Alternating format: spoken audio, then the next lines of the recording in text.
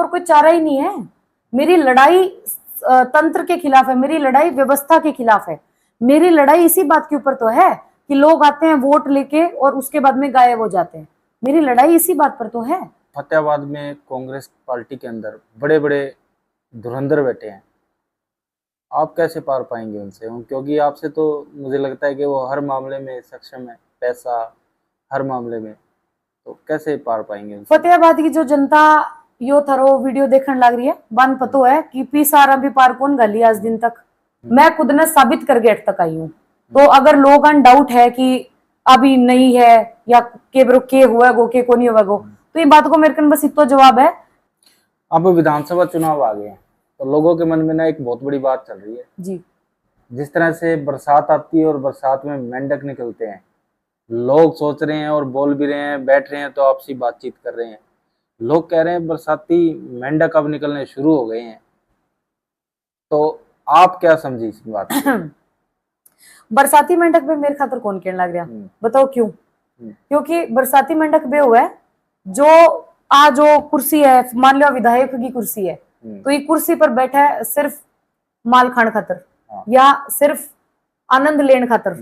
आपा सड़कों ऊपर सोया, आपा सड़कों ऊपर बैठा भी हाँ, आपा अरेस्ट भी होया और आपा जमानता भी करवाई है और आपा काम करते आया किसाना खातर। तो मन यह लगा कि वो जो को थे मेरे सवाल पूछ लियो थे, गलत पूछ लियो, बे जाके थन सवाल ओ बरसाती मेंढकों पूछना चाहिए। अच्छा।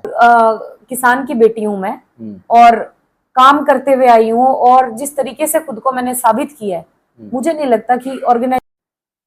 एबीसी फतेहाबाद में आपका स्वागत है। फिलहाल हमारे साथ हैं एडवोकेट चितवन मीरा गुदारा, और चितवन जी फतेहाबाद से कमर कस चुकी हैं, विधानसभा चुनाव लड़ेंगी, कांग्रेस से इन्होंने अपनी दावेदारी ठोकी। हमारे साथ इस समय मौजूद है, बातचीत करेंगे। सबसे पहले चितवन जी, हम आपका परिचय जानना चाहेंगे। नमस्कार, मैं किरदान गांव से अब मेरा वास्ता है और मेरे पिताजी 35 साल से कांग्रेस के कर्मठ कार्यकर्ता रहे हैं और बहुत कमिटेड और एक अच्छे तरीके से काम करते आए हैं। उसके बाद में मेरी शिक्षा दिल्ली यूनिवर्सिटी से हुई है। मैं मिरांडा हाउस और फैकल्टी ऑफ लॉ से अपनी कानून की पढ़ाई कर चुकी हूँ। लॉ ग्रेजुएट हूँ, वकील हूँ, सुप्रीम कोर्ट में प्रैक्टिस करती हूँ, हाई कोर्ट में प्रैक्टिस करती हूँ और भारतीय युवा कांग्रेस में राष्ट्रीय पदाधिकारी हूँ और किसान आंदोलन में एक अहम भूमिका निभा चुकी हूँ। महिला पहलवान आंदोलन में एक अहम भूमिका निभा चुकी हूँ। और आप सबकी जानकारी के लिए ये बता देना चाहती हूँ कि आज दिन तक किसानों के लिए मुफ्त में कानूनी सलाहें देने के अलावा 150 किसान भाइयों की जमानतें भी मैंने करवाई हैं। तो ये सब कार्य मैं करते हुए आई हूँ और इसके दम पर ही मैं अपनी दावेदारी फतेहाबाद विधानसभा से रख रही हूँ इस बार। मीरा जी, आप किसान नेत्री रही हैं, छात्र नेता भी हैं, कांग्रेसी नेता भी हैं, और ये बताइए कि अब जो विधानसभा चुनावों में किन मुद्दों को लेकर जो है फतेहाबाद में उतरी हैं आप? भैया, मुद्दा तो बहुत सारा है, मैं देसी भाषा में बात करूंगा क्योंकि मेरी जो ऑडियंस है जो थारे साथ जुड़ेड़ी है वह आ भाषा ज्यादा पसंद करे और वह सुनना भी चाहे और मेरी भी आ भाषा है। तो जठा इंग्लिश बोलनी में बैठा पा इंग्लिश बोल सका, जठा हिंदी बोलनी में बैठा पा हिंदी बोल सका और जठा अपनी देसी भाषा बोलनी है बैठा पा बिया बोल सका। तो सारों पहली मुद्दों तो जी वो है कि शिक्षा, जो अपनी मूलभूत बुनियादी ढांचा है बे कि सड़क, अठा 1 घंटा बारिश हुआ तो किश्ती लेके निकलना पड़े, विश्व माहौल बन जाए। और नशो, जिनकी वजह शायद आदमी कम परेशान है, महिला ज्यादा परेशान है क्योंकि आपके टाबर ने बर्बाद हो तो देख गए माँ को दिल ज्यादा दुखी हुआ है। तो नशा को मुद्दों है। बिंग बाद में एक चीज देख के और दुखी हूँ कि सोनीपत, पानीपत, करनाल 20 साइड की जब आप जनता देखा तो बटू बहुत खिलाड़ी निकले, नीरज चोपड़ा, पहलवान जितने भी हैं सारा वे पी साइड हुआ है। अपने एरिया का महसो की चीज है कि अटू आज दिन तक पहलवान या खिलाड़ी कोई भी निकल के को नहीं आ पाने लग रहा। तो भाई ढांचारी बात है कि खेलन जावे तो खेल कूद का मैदान को नहीं, शिक्षा अर्जित करने जावे तो स्कूल कॉलेज को नहीं, स्कूल कॉलेज है तो वंग में टीचर को नहीं, टीचर है तो बेटा स्टाफ को नहीं, आंगनबाड़ी वर्कर धरनो करे, आशा वर्कर धरनो करे, किसान धरनो करे, सफाई कर्मचारी धरनो करे।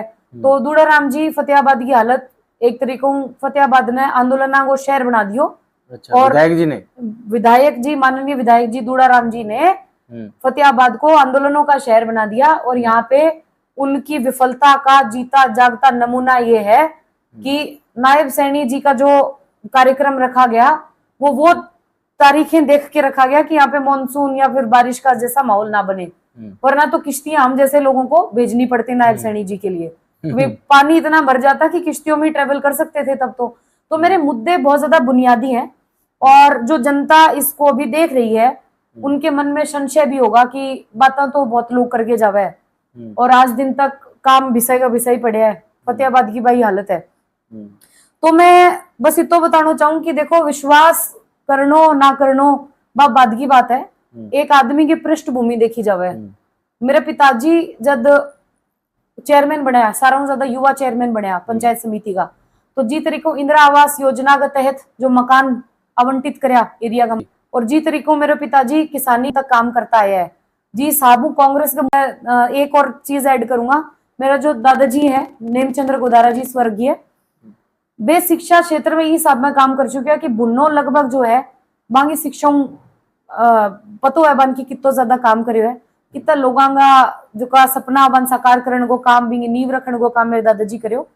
अभी बाद में आज है मेरी बारी, मैं खुद ने साबित करके अट तक आई हूँ। तो अगर लोगों डाउट है कि अभी नहीं है या के हुआ गो के को नहीं हुआ गो, तो ये बात को मेरे कन बस इतना जवाब है कि मेरे इतिहास पढ़ के देखो, मैं अटक आगे अगर दावेदारी ठोकन लग रही हूँ तो आपको काम करके और फिर पार्टी हूँ डायरेक्शन लेके, कांग्रेस पार्टी हूँ डायरेक्शन लेके, फिर मैं नीचे ग्राउंड पर आई हूँ कि हाँ ठीक है भाई इस बार आप तैयारी करें। चितवन जी, फतेहाबाद में कांग्रेस पार्टी के अंदर बड़े बड़े धुरंधर बैठे हैं, आप कैसे पार पाएंगे उनसे? क्योंकि आपसे तो मुझे लगता है कि वो हर मामले में सक्षम है, पैसा हर मामले में, तो कैसे पार पाएंगे उनसे? फतेहाबाद की जो जनता यो थारो वीडियो देखने लग रही है, बन पतो है कि पीसारा भी पार कौन गली आज दिन तक।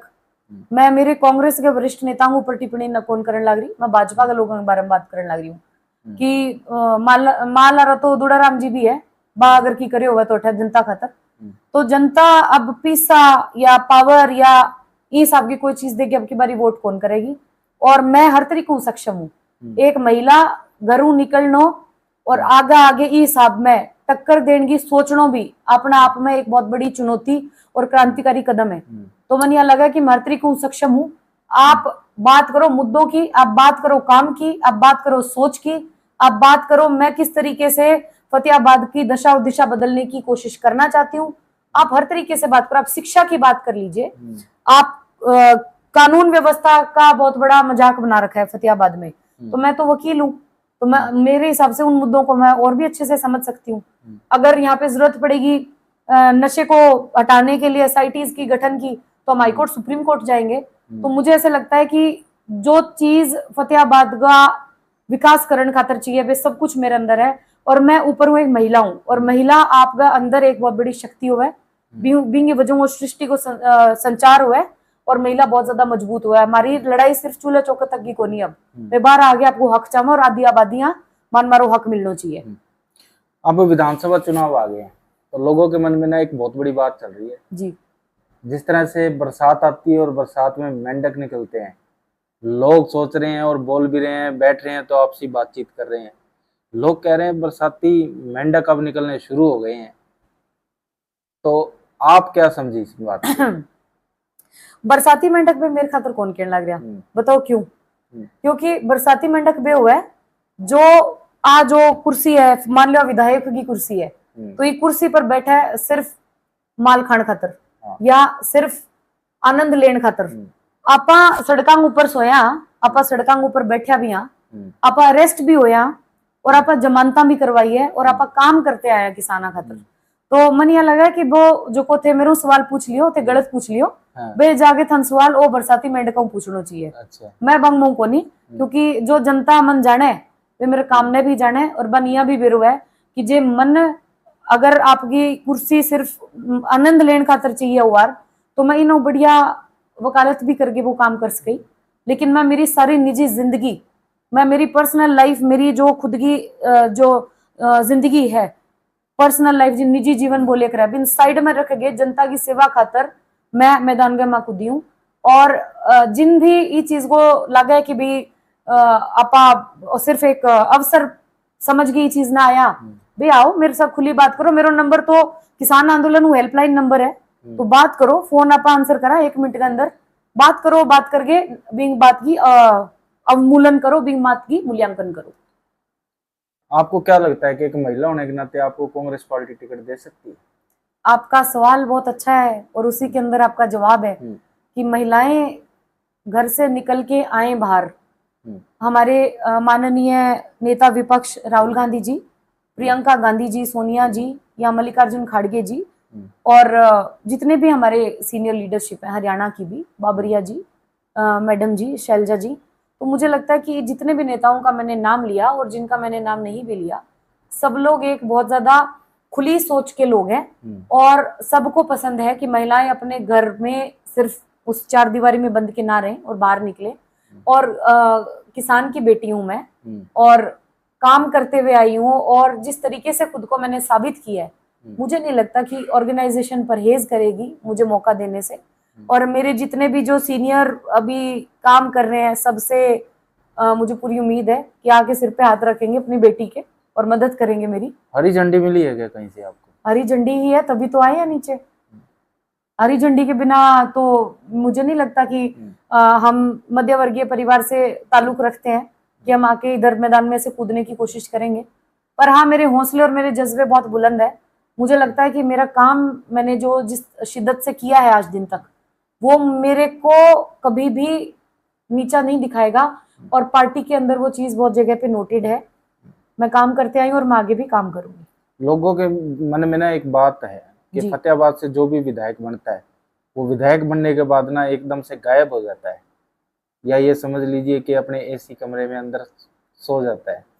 तो आप ऐसा कुछ करने वाली है या जनता के लिए कोई स्पेशल काम करेंगी, कोई ऐसा काम करेंगी विधायक बनने के बाद? अगर आपको जनता विधायक के रूप में चुन लेती है तो पहला काम क्या करेंगे आप? देखिए, ये जो मेरे हाथ में फोन रखा हुआ है, ये फोन का एक ही नंबर है, सन 2013 और वो 2018-19 एक हेल्पलाइन नंबर है। पहला मैं कोविड का टाइम काम करो लोगों की हेल्प करी, एक हेल्पलाइन नंबर की तरीकों में मेरे नंबर जारी कर रखे हैं। और मैं वो नंबर गुरनाम सिंह चडूनी जी हमारे यूनियन का भी समय पर जिस समय किसान आंदोलन चला, तो आपका फेसबुक पेज हूँ मेरा नंबर हेल्पलाइन के तौर पर जारी करे। तो 20 समय वो लगे, अब तक मेरे को कोई दूसरा नंबर को नहीं, वही नंबर है और वो फोन हेल्पलाइन नंबर है, यानी कि हर जगह आसान नहीं हूँ, अवेलेबल है। तो मेरे सोशल मीडिया हैंडल पर जाओ, नंबर मिल जाएगा, बहुत आराम हूँ। तो अगर मेरी इन हिसाब की कोई इच्छा हुआ कि मैं गायब होना चाहूँ तो मैं शायद भी बाद में तुरंत नंबर बदल दूँ। और बहुत लोग तो ये बेफिजूल की बात करने खातर भी फोन करे, तो मैं 2019 में लेके अब तक मेरा नंबर कौन बदले हो। यूं मेरी बहुत बड़ी एक मतलब फतेहाबाद में रहेंगी और फतेहाबाद की जनता की सेवा करेंगी, इसके अलावा और कोई चारा ही नहीं है। मेरी लड़ाई तंत्र के खिलाफ है, मेरी लड़ाई व्यवस्था के खिलाफ है, मेरी लड़ाई इसी बात के ऊपर तो है कि लोग आते हैं वोट लेके और उसके बाद में गायब हो जाते हैं। मेरी लड़ाई इसी बात पर तो है। मैं खुद ऐसा क्यों करूंगी? और ये तो आगे आने वाला वक्त बताएगा कि जनता ने किस इंसान को मदद की, किस इंसान के साथ में जाके वो खड़े हुए।